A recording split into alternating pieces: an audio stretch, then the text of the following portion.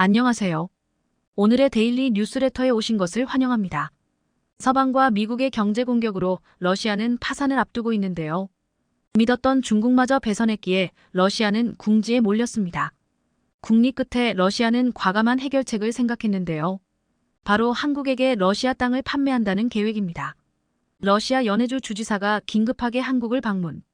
한국이 러시아 땅을 구입하길 원한다고 제안할 정도인데요. 빠른 거래를 위해 러시아 재무장관까지 한국 땅을 밟았다고 하죠. 대체 어떻게 된 일인지 지금부터 자세하게 설명해 드리겠습니다. 러시아 주식시장의 명복을 빈다. 뚜껑을 열고 탄산수를 벌컥 들이켜 러시아인은 방송 중 러시아 시장의 종말을 예언했습니다.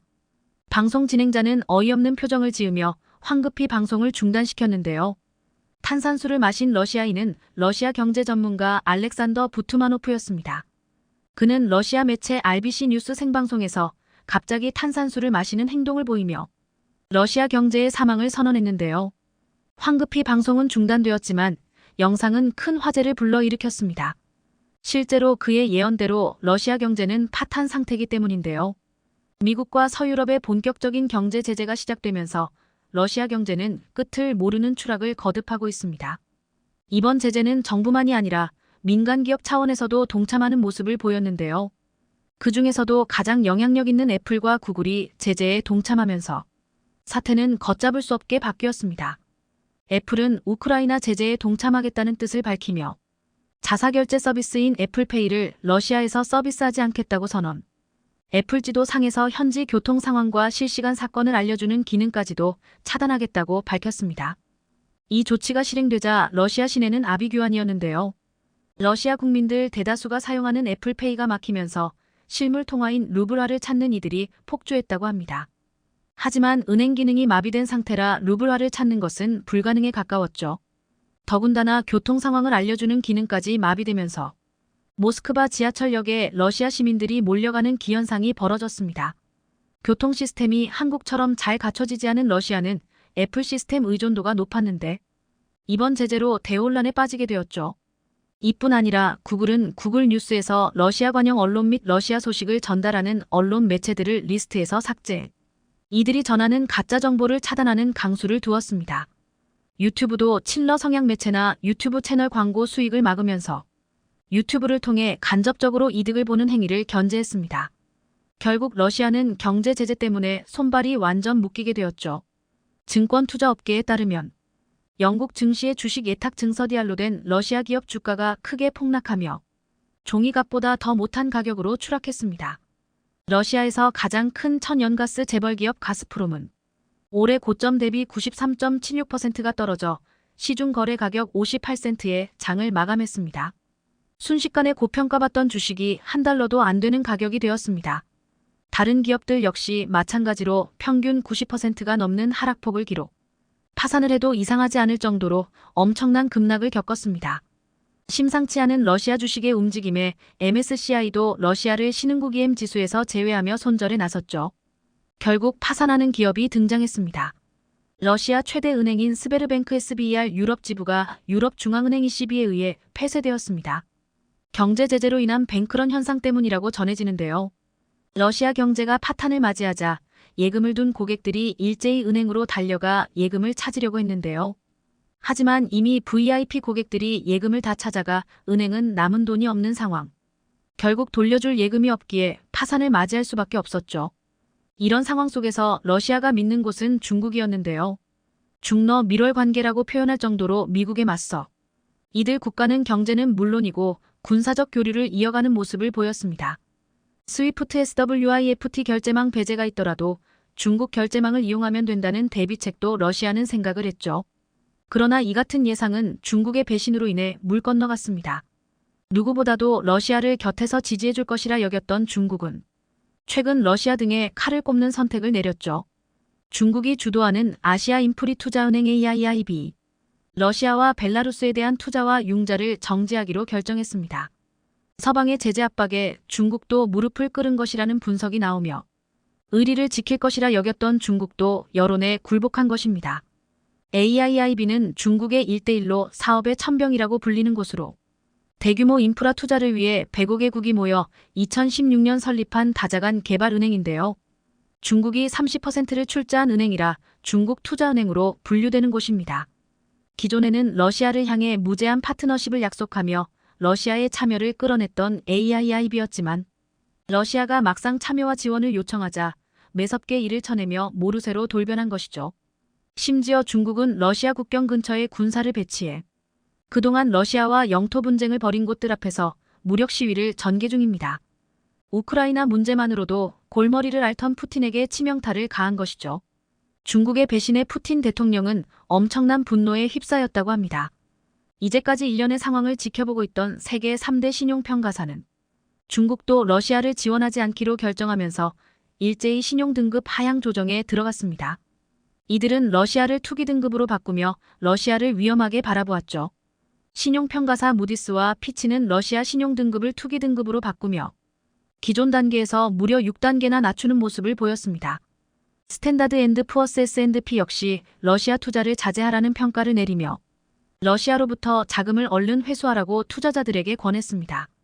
신용등급이 6단계나 낮아진 것은 1997년 국제통화기금 IMF 구제금융 당시 한국이 겪었던 사례 이후로 처음인데요. 다시 말해 러시아가 부도날 가능성이 높다는 의미입니다. 1998년 이래로 위태로웠던 러시아 경제가 또 한 번 파탄날 수 있다는 소리죠. 이에 러시아는 충격적인 선언을 합니다. 스위프트에 퇴출당한 이후 계속된 고립에 고통받던 러시아는 돈을 계속해서 찍어내겠다는 선언을 하기에 이릅니다.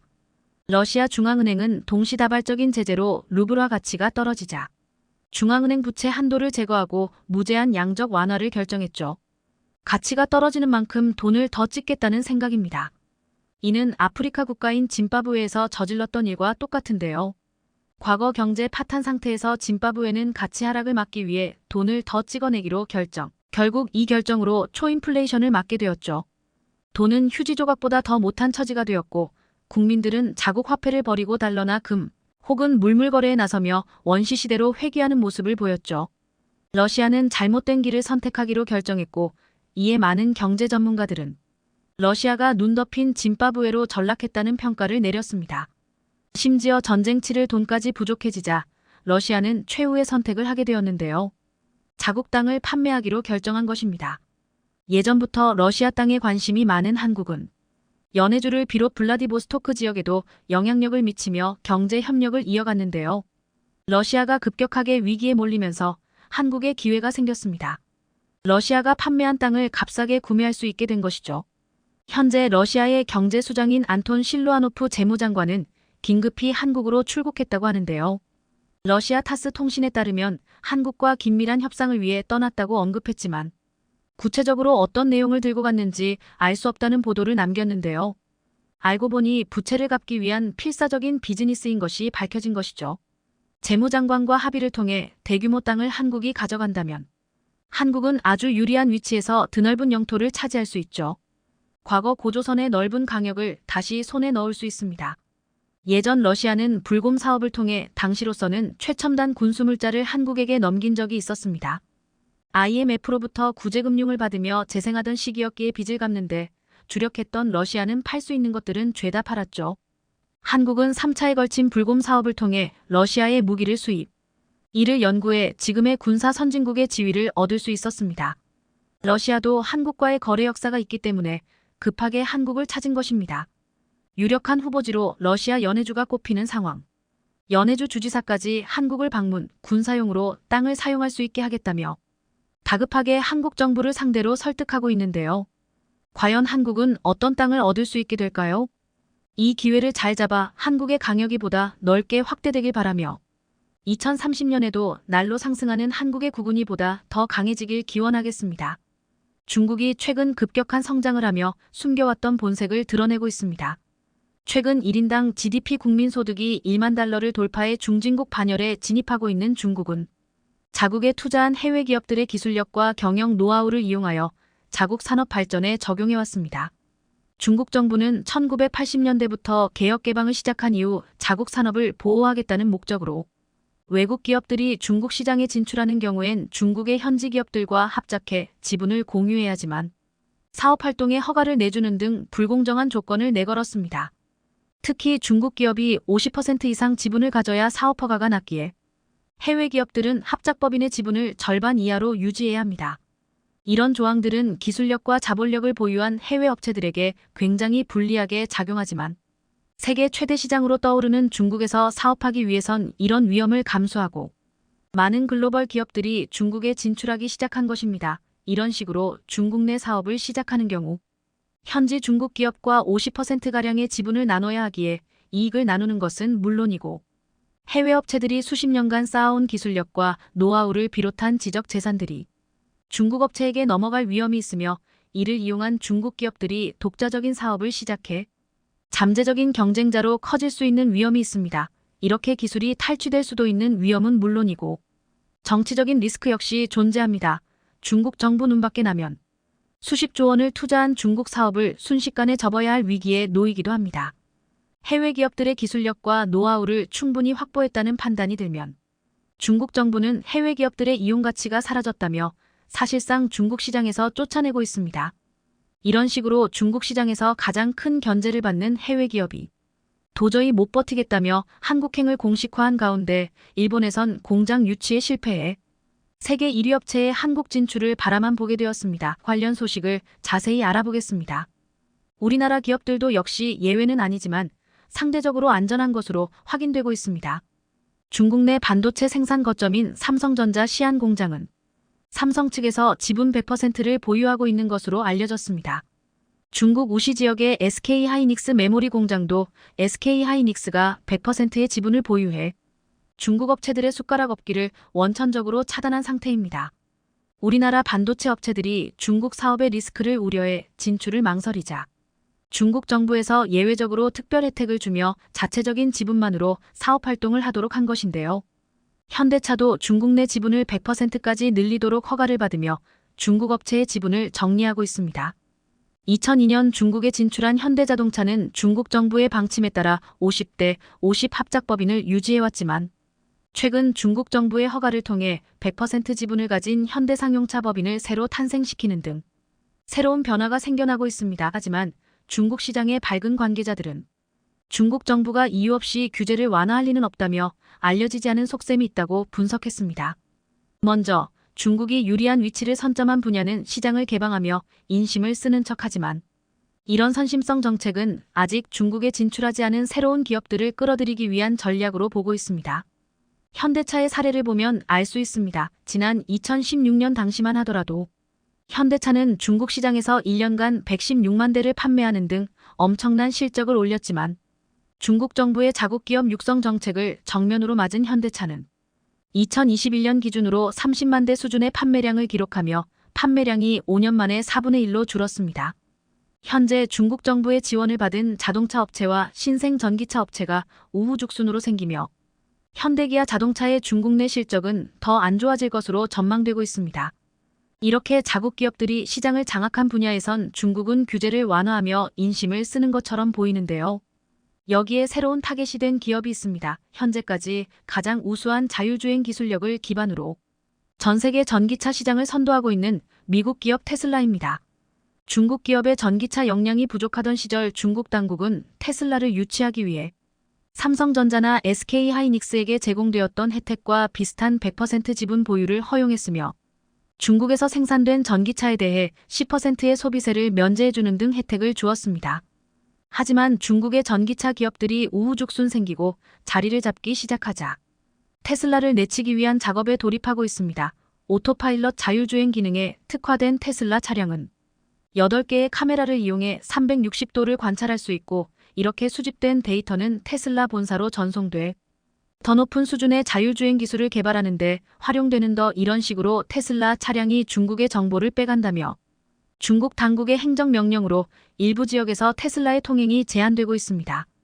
중국 최고 위층이 모이는 허베이성의 베이다이어는 한국으로 치면 여의도와 같은 지역으로 정치인과 기업가들이 모여드는 곳입니다. 중국 당국은 해당 지역에 테슬라 차량이 들어오게 되면 고위급 인물과 관련된 정보가 유출될 수 있다며 진입을 통제하고 있습니다.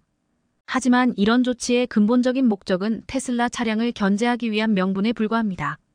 얼마 전엔 중국군 부대 주변에서 테슬라 차량이 돌아다니지 못하게 통제했고, 며칠 전엔 중국 정부 청사 건물에 테슬라 차량이 진입하는 것을 통제했습니다.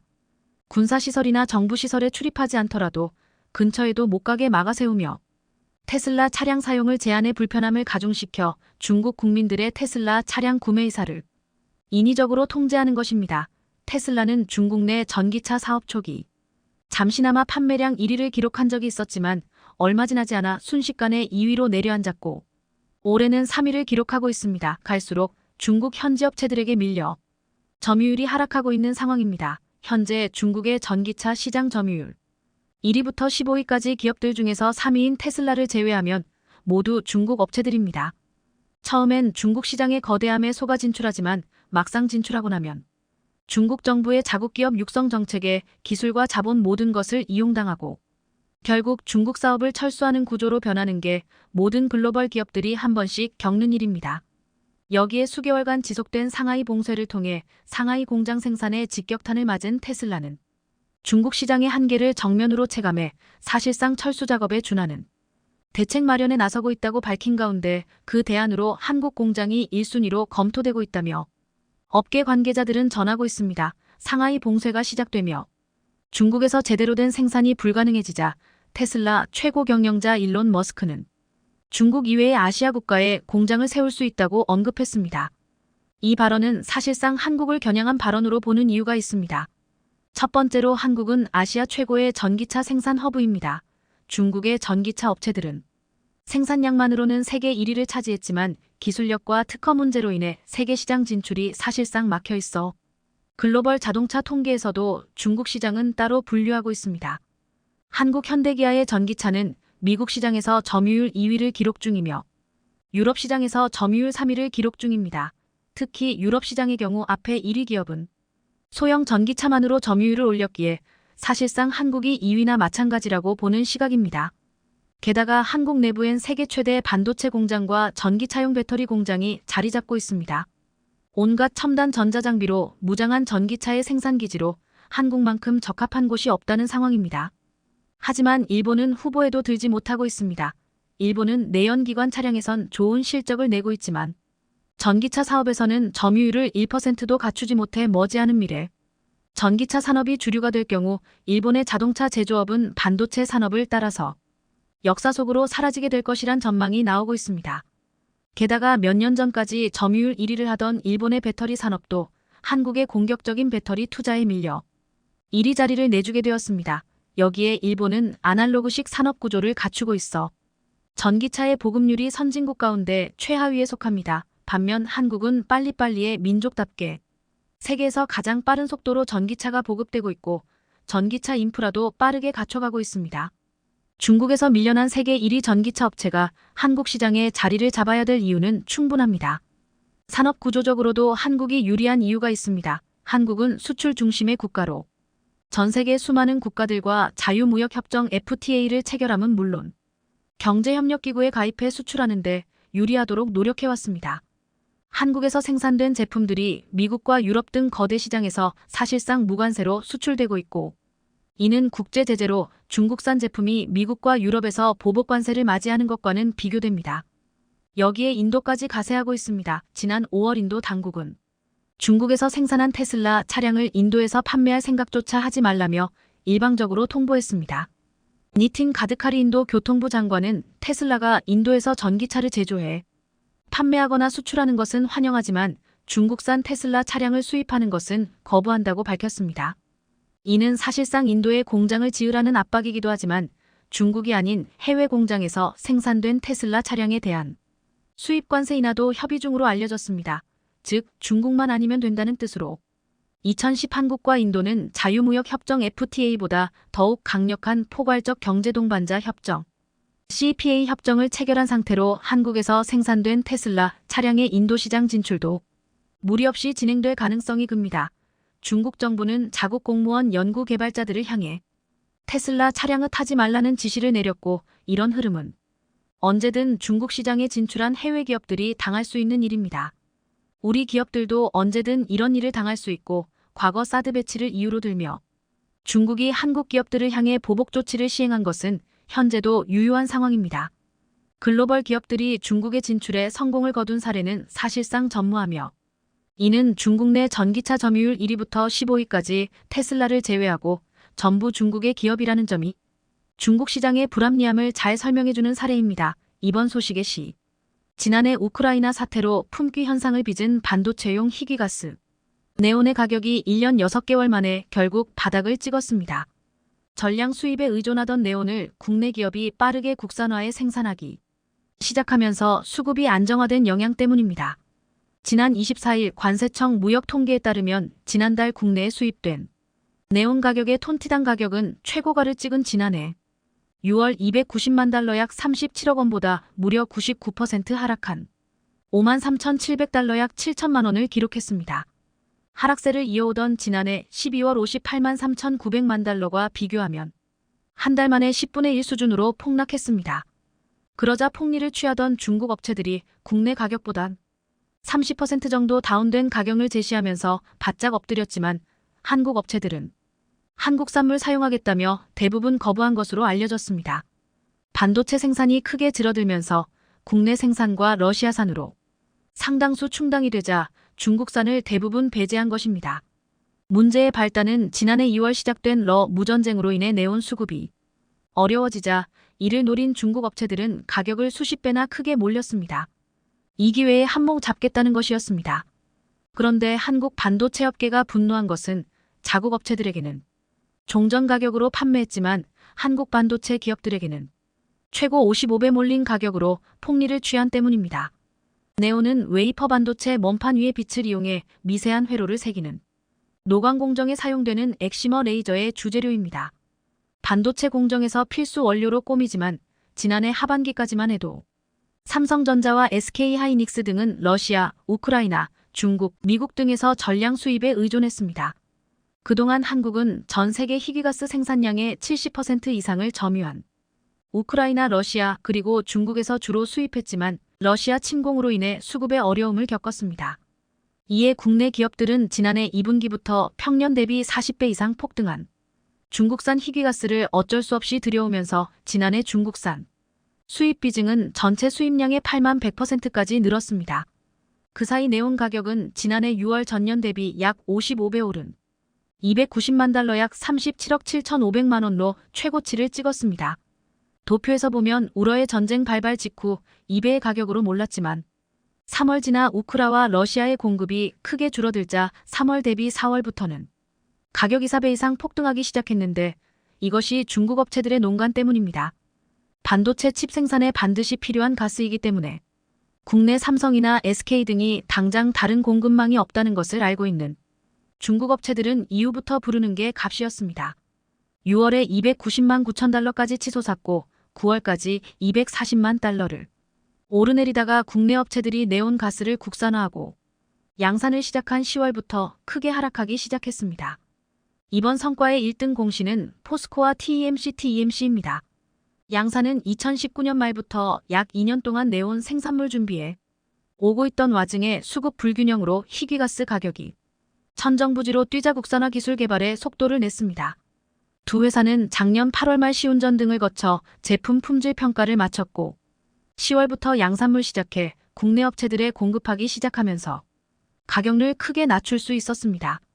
국내 업체들에 공급하기는 많이 부족한 양이지만 이렇게 생산된 국산 네온은 전량 삼성과 SK 등 국내 업체에 공급되고 있습니다. SK하이닉스는 국산화로 양산이 시작되자 네온 사용량의 40%가량을 국산으로 대체했고 양산이 더욱 늘어나는 모레에는 이 비중을 100%로 늘릴 계획입니다. 한편 워닝머트리얼즈, 솔머티리얼즈 등 한국 기업들도 네온 등을 일부 공급 중인 것으로 알려져 있습니다. 그렇게 국산화가 빠르게 진행되면서 중국산 희귀가스 수입 비중을 크게 줄이자 중국 업체들은 세계 반도체 점유물 1위 국가인 한국에 소외당할까 하는 기색이 역력하다는 것이 업계 관계자의 말입니다. 지난달 국내에 수입된 네온은 전량 러시아산입니다. 여기에 반도체 업황이 지난해 하반기부터 본격적으로 악화하면서 네온 등 희귀가스 수요 자체가 줄어 국산 가스와 러시아산만으로도 수요를 채울 수 있을 것으로 보입니다. 반도체 업계 관계자는 중국의 과점 행태와 러시아의 희귀가스 수출 제한 조치 연장 등으로 국내 반도체 공급망이 흔들릴 수 있었지만 한국 소재사가 빠르게 대응하면서 피해를 최소화할 수 있었다고 설명했습니다. 이런 네온가스의 수급에 홍역을 치른 SK하이닉스와 삼성전자는 네온에 이어 전량 수입에 의존하는 제논XE 가스까지 국산화를 추진하고 있습니다. 제논은 3차원 3D 수직 구조비 낸드 플래시 등 첨단 반도체인 식각 공정에 필요한 희귀가스이고 식각은 노광 이후 웨이퍼에 새겨진 회로 외부의 불필요한 부분을 깎아내는 과정입니다. 현재 전량 미국, 중국, 프랑스, 러시아, 우크라이나 등의 수입에 의존하고 있습니다. 포스코와 TEMC는 2023년 하반기까지 제조 기술을 확보한 뒤 2024년부터 생산에 돌입할 계획입니다. 한편 미국은 중국의 반도체 굴기를 제재하고 있다고 선전하지만 한편으로는 러시아나 중국은 무회로를 통해 군사무기 제작에 필요한 반도체 등은 별다른 어려움 없이 확보하고 있는 것으로 월스트리트 저널 WSJ이 보도했습니다. 중국은 무기의 제작에 필요한 24나노 이상의 반도체 등은 자체 생산하고 있기도 하지만 그 이하의 반도체 등도 국제시장에서 구입하고 있다는 것입니다. WSJ는 또한 미국과 서방이 우크라이나 침공에 대한 제재로 러시아에 대한 반도체 수출을 금지했지만 러시아는 중국과 튀르키예 등의 루트를 확보해 반도체 제재의 공백을 거의 메우고 있다고 보도했습니다. 유출된 러시아 세관 자료에 따르면 지난해 말 러시아의 반도체와 반도체 부품 수입량의 절반 이상이 중국에서 수입됐는데 이런 현상은 중국 해관총서 세관 자료에서도 확인됩니다. 중국이 공개한 해관총서 자료를 보면 지난해 중국에서 러시아로 수출된 집적 회로 IC는 오히려 약 2.4배로 불었습니다. 또한 중국은 나토 회원국이면서도 러시아 제재에 동참하지 않고 있는 튀르키예를 통해 추가로 러시아의 반도체를 무해 수출하고 있는 것도 확인되고 있습니다. 특정 반도체들의 경우 튀르키예에 대한 수출량은 2배 이상 늘었는데 이 기간 튀르키예에서 이들 품목과 유사한 반도체의 러시아 수출량은 320만 달러로 2021년 7만 9천 달러에 비해 약 40배로 폭증했습니다. 이달 초 미국 정보기관과 재무부 관리들이 튀르키예와 오만, 아랍에미리트 UAE와 국제 암시장 등을 방문해서 러시아의 물자 조달망 단속에 나선 것도 이런 이유 때문인 것으로 알려졌습니다. 미국의 중국에 대한 반도체 규제가 상당히 허술한 것으로 드러난 것입니다. 또한 중국 최고 핵무기 연구기관은 시장의 특성을 간파해 수십 차례에 걸쳐 미국의 첨단 반도체를 사들인 것으로 드러났습니다. 월스트리트 저널은 지난 29일 중국의 핵무기 연구기관인 중국공정물리연구원 CAEP 미국에서 생산한 첨단 반도체를 상당량 확보하고 있다고 보도했습니다. CAEP는 1997년 미국 수출 블랙리스트에 몰랐고 CAEP가 운영하는 10개 법인에도 미국 반도체를 수출하지 못하도록 규제하고 있지만 CAEP는 별다른 문제 없이 중국 내 재판 매업자를 통해 미국의 첨단 반도체를 우회 구입했습니다. 조달한 대부분의 미국산 칩은 7나노에서 14나노 크기 첨단 고성능 제품으로 TSMC에서 만든 것으로 알려졌습니다. 월스트리트 저널은 CAEP가 구매한 첨단 제품들은 국제 암시장뿐만 아니라 중국의 전자상거래 플랫폼 타오바오를 통해서도 쉽게 구매할 수 있었다고 보도했습니다. 전미 상무부 관리인 케빈 몰프 국제무역 전문 변호사는 월스트리트 저널에 해외 거래의 경우 미국의 수출 통제를 집행하기가 극도로 어렵다고 하면서 특히 국제현금 시장에서는 못 구하는 것이 없다고 일축했습니다. 또한 미국 정부가 중국 제재를 외치고 있으면서도 뒤로는 민감한 첨단 기술의 대중국 수출을 대부분 허가한 문제가 드러났음에도 6개월이 지나도록 아직까지 수정되지 않고 있다고 WSJ이 지적했습니다. WSJ는 지난해 8월 미 상무부 자료를 인용해 정부의 사전 승인을 요하는 기술 관련 품목 중 94%, 약 2,650억 원이 허술한 통제로 중국에 수출되고 있다고 보도했습니다. 국가 안보를 위해 만든 수출 통제가 전혀 이루어지지 않고 있다는 얘기입니다. WSJ에 따르면 대중 수출이 허가된 품목에는 국가 안보 및 무기와 관련된 반도체, 항공무주 부품 인공지능 AI 기술 등이 포함되어 있다고 했습니다. 이는 상무부가 국가 안보보다 무역 이익을 우선시하는 게 아니냐는 비판이 제기되고 있다고 WSJ는 지적했습니다. 이렇게 미국이 뒤로는 중국과 장사를 하면서 겉으로는 중국 반도체 제재를 위해 한국과 대만 등 반도체 제조국들이 미국에 협력해야 한다고 연일 외치고 있습니다. 최근 이재용 회장이 삼성 SDI 연구소의 전고체 배터리 시험 생산 파일럿 라인을 둘러본 것은 그만큼 자신감에 의한 표출로 업계에서는 보고 있습니다. 전기차 시장의 게임 체인저가 될 궁극의 배터리, 전고체 배터리 개발이 거의 막바지에 다다르지 않았나 하는 예상이 나옵니다. 마이크로 LED와 차세대 반도체 패키징, 퀀텀 다큐D OLED에 이어 삼성의 미래 먹거리를 책임질 혁신 기술이 삼성 SDI에 의해 첫 선물 보일 것으로 기대되고 있습니다. 고체 샐러드, 톡보적솔, 그리고 삼성 SDI의 앞글자를 따서 지어진 생산 라인은 일명 S라인으로 불립니다. 그만큼 여러 의미를 담고 있는 S라인은 약 2,000평 규모로 조성 중인데 하반기에 이르러 시제품 생산에 들어갈 예정이고 시제품은 소형 배터리가 될 것으로 알려지고 있습니다. 이를 바탕으로 점차 제품 라인업을 늘려나갈 것으로 보입니다.